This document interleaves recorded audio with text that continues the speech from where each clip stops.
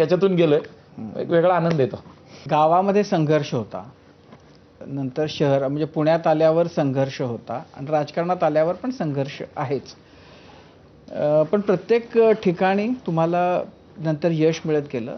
जेव्हा लहानपणी म्हणजे ते गुऱ्हाळामध्ये काम करत असताना की त्यावेळेचं स्वप्न काय होतं, की त्यावेळेलाही पोलीस अधिकारी व्हावं असं होतं का त्यावेळेला काही वेगळं, का कुस्तीमध्ये काही करायचं असं स्वप्न इच्छा होती? नाही, त्यावेळेस फार काही असं पुढचा विचार कधी डोक्यात वयच नव्हतं ते.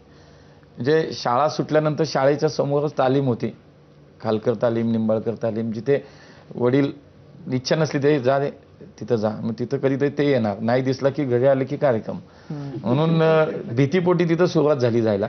आणि मग ते झालं की गुऱ्हाळात या.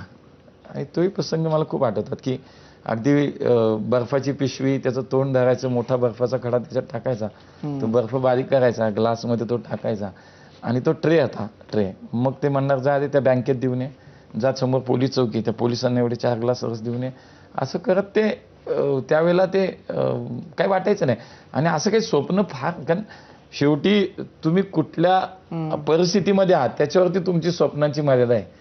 तिथं जेव्हा मी रसाच्या गुऱ्हाळातनं मी ग्लास घेऊन फिरतोय, त्यावेळेला मी काही या शहराचा महापौर म्हणून मी कुठंतरी IAS IPS ऑफिसर होणं हे स्वप्न मी बघूच शकत नव्हतो.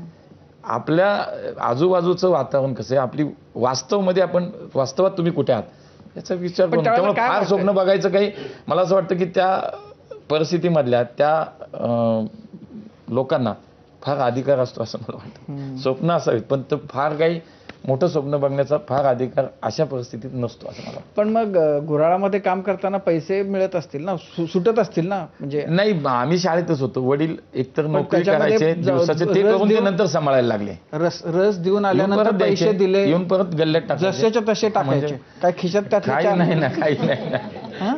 ते करायचं. मात्र घरात गुऱ्हाळात वडील कधी नसले ना की मात्र मग ते 4-5 मित्र जमा करायचे, रस आणि दूध एकत्र करायचे आणि पार्टी करायची, हे मात्र करायचं. रस आणि दूध?